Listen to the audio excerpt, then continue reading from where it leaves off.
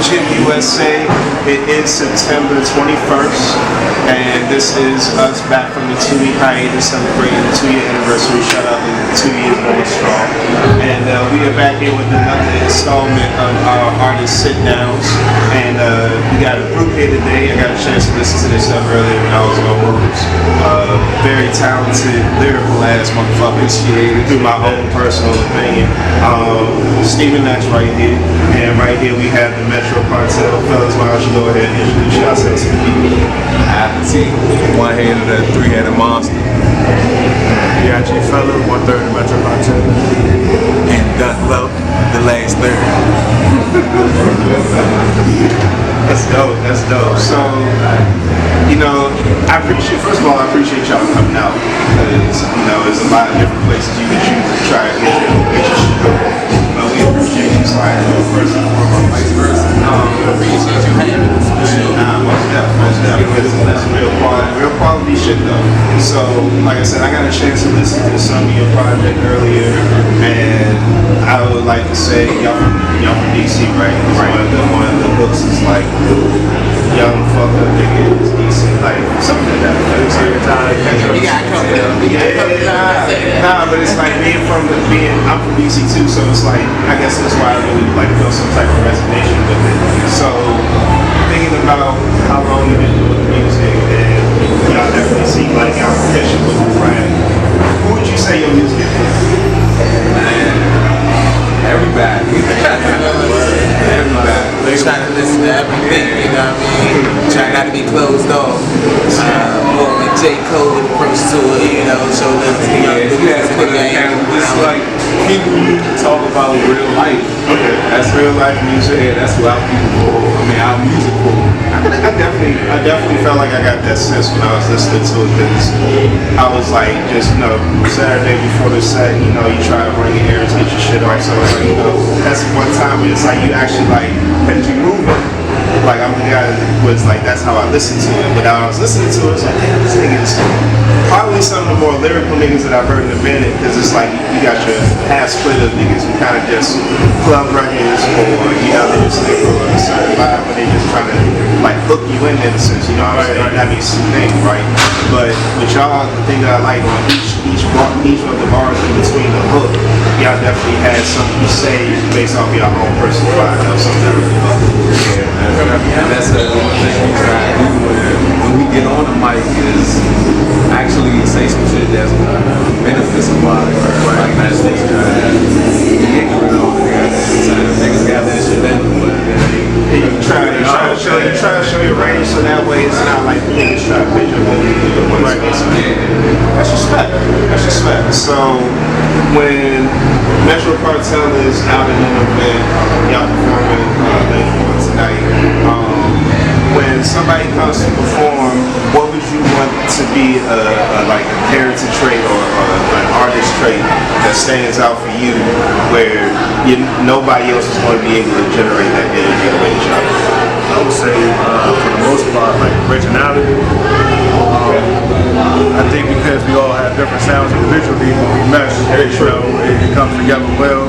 I think we don't sound like nobody, so when we listen to our music, we don't have like the cliche cadences that's on the radio now. Like, you know what I mean? Like, we got our own style. So I think that kind of music like we don't sound like somebody else. It was definitely, I think it was, for me, one of the things I thought about, it was refreshing because it was original to hear, and then all y'all are definitely, how old are y'all? Okay, so y'all been around enough to understand what it sounded like at the beginning, and probably at the point where some people would declare something like the 90s and shit, that was definitely a vibe that I felt when I was listening to it. That's why I felt like super refreshing, because I was going through like a lot of different like emotions listening to the shit. So it's like going through those different levels. Me as a listener, that was something that I really appreciated.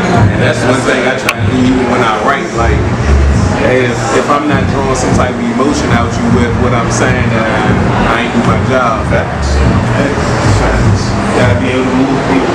That's the point.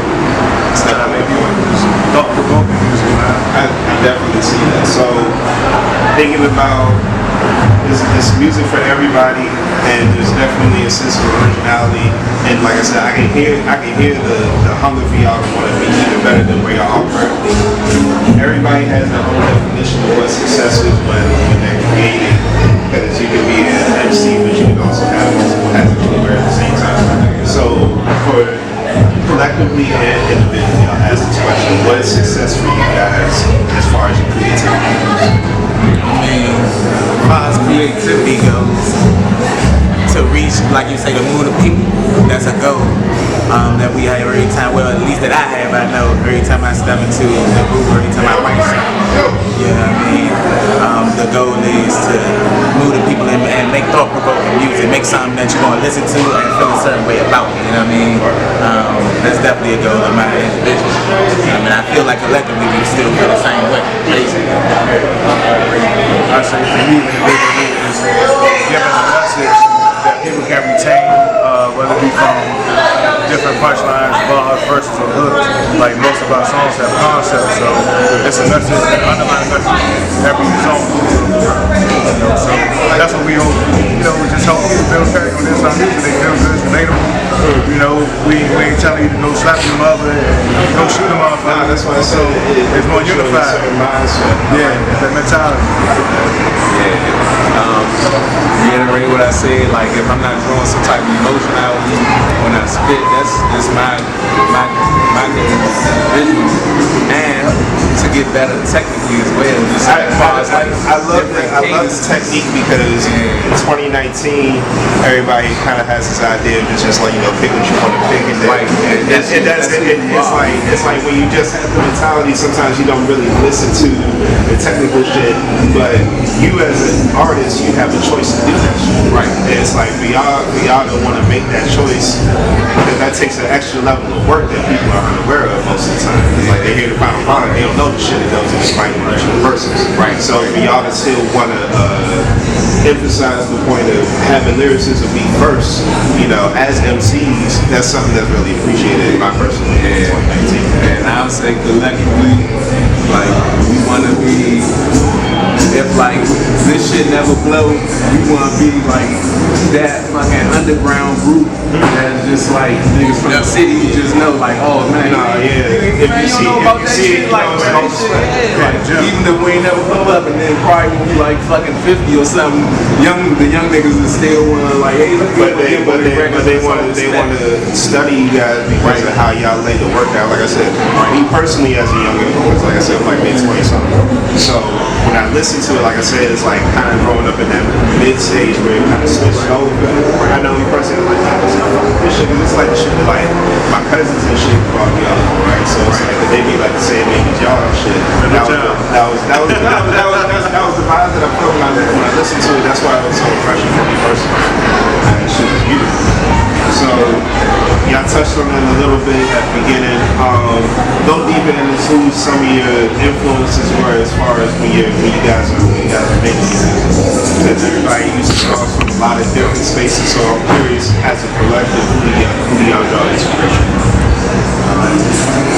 I draw from anybody, man. Like it depends on what's like. I'm more so a beat person. I gotta hear the beat. I kind of go to the beat. Storytelling, wordplay.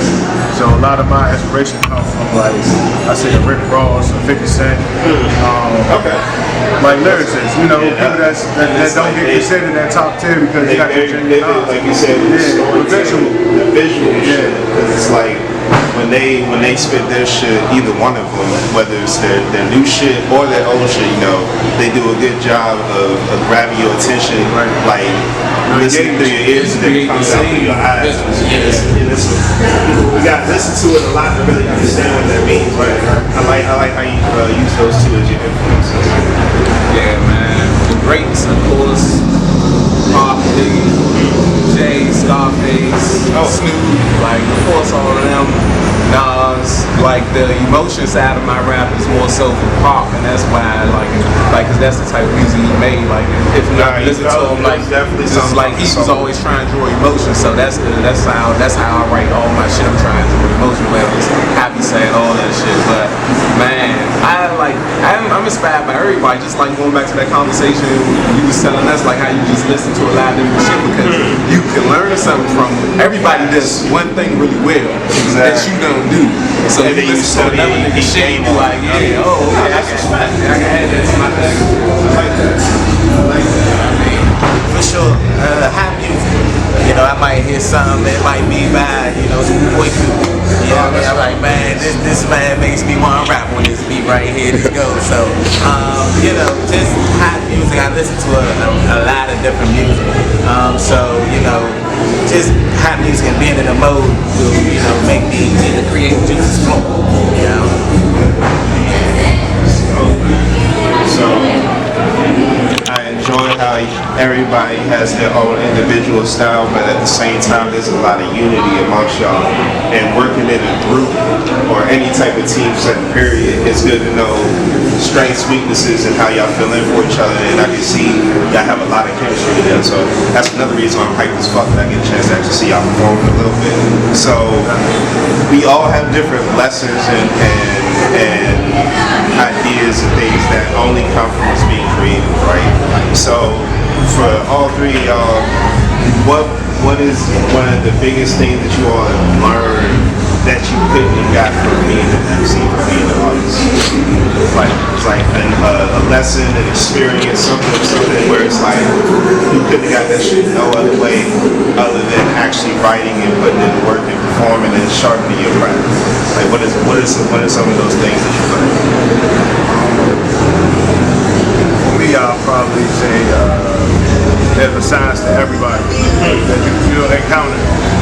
You know, whether you on the bus, train, you driving down the street at the bus stop, every person you encounter is a science to them. It depends on what frequency that you guys on with any conversation you come across. So that's what I learned. I know without the music shit, you know, I'm an introvert, so without the music shit, There's a lot of introverts who end up becoming the most explosive creative because it's like I said, it's almost like a sense of being unexpected, you know. It's like you don't really know what you want to get because most of the time, yeah, you're a pretty reserved individual. I kind of put myself in that same boat as far as a natural mentality. I'm an introvert. You got to work on becoming something out of your shell because when you come out of your comfort zone, that's the real growth. So I can definitely appreciate that lesson. What else you learned? Something I didn't know unless it was from music. I would say as far as music goes, just timing. Timing is that means a lot of things in a lot of different spaces of life. It's like if the timing is off, then the whole shit gonna go left. But the thing about timing also is you technically can't get that shit back, so you gotta make sure that you make the most out of the current time, but also study enough so that way the next time is like a better attempt than the last time. Yeah, man, and just persistence. Because when you recording that shit, it's a marathon. Yeah, especially if you having like an off night, you keep fucking up in the middle. You gotta so persistence. You gotta bang it out. Persistence. Because it's not gonna be a perfect shot every time, but you still gotta get your shot out though. I can definitely understand that. I mean, yeah, man. One of the lessons that being an artist really taught me is like, it's one of the closest pictures, one of the easiest things that you can look at and say that, you know, what you speak can really become reality. You know what I mean? Like, you can see the process from beginning to end, from the time when you write it down to the time when it's on wax to the time when you perform it. And it's like, you know, damn, this went from my mind to here, and now people, you hear me? Now people that is some real shit because it's like I know for me, one of the things that's kind of something that I think about when I'm writing is, even though I think this shit sounds dope, eventually somebody else is going to listen to this shit, and your longevity, as much as it's based off of your confidence in yourself, if niggas don't fuck with this shit, you ain't gonna be able to do too much. So it's like when you see it happen consistently in a successful way, where it's like, I like how this came out, people like how this came out, you know, I got something to build off on the next time. And you can still, like I said, flipping that to real life principles, it's like you gotta figure out the best way for you to like function and move forward and shit, because it's not always going to be like a straightforward thing every time. I have something like you said. So I like those lessons because they have a lot of duality and not just being relative to your creativity, but just your regular life. So we got to wrap this up. Any projects, anything coming out currently? Now that we got through all the personal, intimate thoughts and shit. Any shameless shit off, shameless promo? Is there anything that y'all got out right now? Classified, Every streaming platform, Spotify, Tidal, Google Play, Everything. Pandora. Everything. Make you a motherfucking Metro Cartel fan. And make sure you go to that website too, themetrocartel.org, man. Move them clickers, man. That's actually how I found the music today. The layout, that shit literally has every outlet for music. There's no way that you can't listen to it, because it was like wait. Try to make it easy. I mean, but now the accessibility is always appreciated. But like I said, I'm looking forward to seeing y'all tonight, man. Appreciate y'all for coming out. Definitely appreciate you for having us, man. Word. And we about to go ahead and wrap this up. Steven next to Truth, my man Easy E all day on the cameras, and we are Shout out to the camera, man. Yes, sir.